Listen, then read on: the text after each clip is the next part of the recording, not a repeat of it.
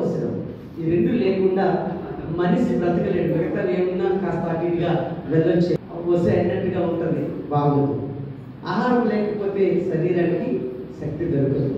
ఇది ఈ రోజుది కాదు, ఆదిలోనే యెహోవా తండ్రి మానవ జాతికి ఇచ్చినటువంటి గొప్ప భాగ్యం. ఆదికాండం 2:9 బైబిల్ ఉన్న వారు తెరిచి చూడండి. నేను 10 నిమిషాలు మాత్రమే తీసుకుంటాను. నా తరువాత దైవజనులు అభిషక్తులు మన మధ్యలో యేసు దానియేల్ గారు ఉన్నారు. వారు మిగతా కార్యక్రమం నడిపిస్తారు. 2:9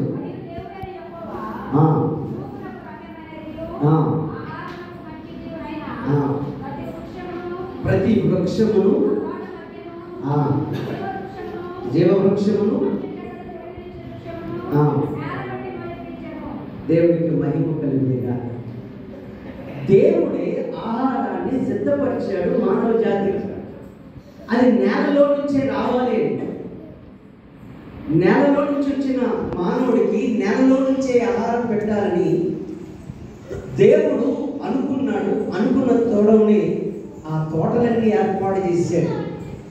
మొదటి ఆహారం చాలా రమ్యముగా అనిపించింది దేవుడికి. దేవుడి దృష్టిలో ఉన్న ఆహారము మనిషికి చాలా ఉపయోగపడింది. దేవుడు ఇది బాగుంది అనుకున్నాడు. ఒక యాపిల్ పండు తయారు చేసి ఇది చాలా బాగుంది అనుకున్నాడు. ఒక టమాటో తయారు చేసి ఇది చాలా రమ్యంగా ఉంది అనుకున్నాడు. ఈ భూమి మీద ఏ ఫ్రూట్ చూడండి దానికి తగ్గట్టుగా అందంగా ఉంటుంది. అది ఎవరు తయారు చేశారంటే దేవుడే. దేవుడు తయారు చేసినట్టే తను సృష్టించుకున్న తన మానవ జాతికి ఇవ్వడానికి మనుషుల్ని మంచి ఆహారంతో పెంచాలనుకున్నాడు. ఆయన మంచి ఆహారంతో పెంచాలనుకున్న దేవుడు ఆదాముకు హవ్వకు కావలసిన ఏర్పాట్లన్నీ జరిగించాడు. కానీ మనిషి దేవుడిచ్చిన ఆహారాన్ని మరిచి ఆ 3వ అధ్యాయం వచ్చినప్పుడు ఆ మొదటి నుంచి కొన్ని మాటలు చదువుతారు.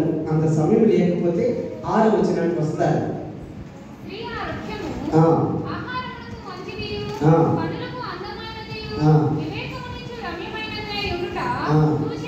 చూసింది అక్కడ దేవుడు యాపిల్ బాగుంది, టమాటా బాగుంది, మిగతా ఫ్రూట్స్ అన్ని బాగున్నాయి, దేవుడికి నచ్చినట్టుగా ఉండి తయారు చేసి ఇచ్చాడు. ఇప్పుడు ఈ స్త్రీకి కూడా నచ్చిందట ఇవన్నీ కూడా. ఈ ఆమె కన్నులకు రమ్యముగా ఉంది. తినవద్దన్న పండు ఇంకా ఆకర్షించింది ఆమె. ఈ భూమి మీద మానవుడు తినవద్దన్న తిండి చేయకూడని పని చేస్తూ దేవుడికి వ్యతిరేకంగా మారిపోయాడు. అందుకే మట్టిపాలైపోయినాడు మనిషి. ఆ 19వ వచనం ఏముంటది? నీవు నేల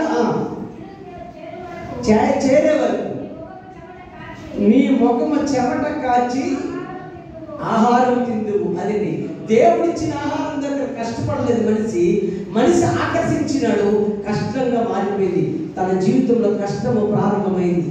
అందుకే దేవుడిచ్చింది మనం ఫలవంతంగా తీసుకోగలిగితే అది ఆశీర్వాదం.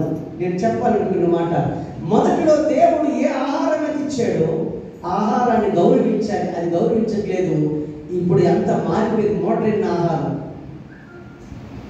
మా ఇంటి దగ్గర ఒక కుటుంబం చిన్న పిల్లలు 5వ సంవత్సరం 6వ సంవత్సరం వాళ్ళకి చికెన్ లేకపోతే వాళ్ళు భోజనం చేయట్లేదు. ఎందుకు నేను అడిగాను. వాళ్ళకి అలవాటు అయిపోయింది. దేంతో పెంచుతూ ఉన్నారు వాళ్ళు? చికెన్తో. అప్పుడు ఒకసారి కడుపు నొప్పి వచ్చిందని నా దగ్గరికి వచ్చారు.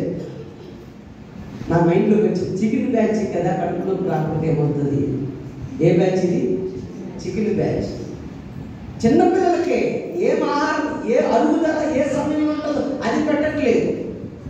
మన పిల్లలకి ఆహార నియమాలు చిన్నప్పుడే అలవర్చుకోవాలి. ఏమి పెట్టాలో తెలియట్లేదు, ఏమి తినిపించాలో తెలియట్లేదు. కొంతమంది తల్లికి మరి బలవంతంగా పెడుతూ ఉన్నారు. వేగం ఎదిగిపోవాలి. మా ఇంట్లో పెద్ద అమ్మాయి ఉంటుంది. ఆ అమ్మాయి ఆ పిల్లలకు భోజనం బాగా పెడతారు. చిన్నపిల్ల 1 year 2 బాగా ఒక 2 hours ఎంత కష్టపడతారు. కానీ ఆమె ఏడుస్తుంది, నా పిల్ల ఏడుస్తుందని, ఈమె సరిగ్గా తిండి పెట్టట్లేదని కొట్టడం ప్రారంభించాను. నాకు తెలియదు ఈ విషయాలంటే, నేను పైన ఉన్నాను. 2 రోజులు రోజు గొడవ అవుతుంది. దేని గొడవ అవుతుందంటే పిల్లకి ఈ తల్లి సరిగ్గా పెట్టట్లేదండి. 2 గంటల పాపం ఆమె ఎంతో కష్టపడి పెడుతుంటే ఈ తండ్రి ఏం చెప్తూ ఉన్నాడు, సరిగా చూడలేదు, ఏడిపించి పెడుతున్నాను. మరి ఓవర్గా అనిపించింది నాకు. ఈ సమాజంలో చాలా మంది తల్లిదండ్రులు పిల్లలు పెంచే విషయంలో అజాగ్రత్తగా ఉంటున్నారు. ఫుడ్ విషయంలో నాకు భోజనం గురించి చెప్పన్నారు కాబట్టి చెప్పుకున్నాను. నేను కూడా వైద్య రంగంలో ఉంది వచ్చాను కాబట్టి ఆ అలవాటు చిన్నప్పటి నుంచే బాగుండాలి. కుర్తీ లేకపోతే మా అబ్బాయి కాలేజీకి వెళ్ళాడు, స్కూల్కి వెళ్ళాడంటే అన్నది ఒక అమ్మాయి. దేంతో ప్రారంభించినారు వాళ్ళు? కురుకురులతో. అది కాదు, దేవుడిచ్చిన ఆహారాన్ని మర్చిపోతున్నావు. నువ్వు దేంతో పెంచాలి? పండుతో పెంచి, యాపిల్ పండుతో ఉదయాన్ని. దేంతో పెంచాలి? కురుకురులతో కాదు, లేస్ ప్యాకెట్లతో కాదు. దేంతో పెరగాలి? అయినా కుమారు దేంతో పెంచాలి? యాపిల్తో పెంచు, అరటి పండుతో పెంచు. బ్యూటీ అందమైనవి. ఏమంటే కురికిళ్ళు అందంగా ఉంటాయా? ఏమండి దేంతో పెంచాలి మన పిల్లల్ని? దేవుడిచ్చిన పదార్థం ఆయనకి రమ్యముగా ఉందట. దేనికి రమ్యంగా ఉంది? దేవుడికి రమ్యం అనిపించింది, దేవుడికి టేస్ట్గా అనిపించింది, దేవుడికి ఇష్టంగా ఉంది. అవి మానేసి ఇప్పుడు యాసవలా తయారైంది సమాజం అంతా. యాసవ ఏం చేసినాడు? రెడ్డి గారిని చూసి ఆల్పడ అయిపోయింది. దేవుని స్తోత్రం, హల్లెలూయా. దేవుడికి మహిమ కలుగునుగా. ఏమండి చెప్పాలి. హల్లెలూయా. చాలా మంది యాసవలా తయారవుతూ ఉన్నారు. యాసవ అంటే ఎర్రగా ఉంటే చిక్కుడుకాయ కూరకి ఏం చేసినాడు? జ్యేష్ఠత్వాన్ని నమ్ముకున్నాడు. ఉందా బైబిల్లో? అవన్నీ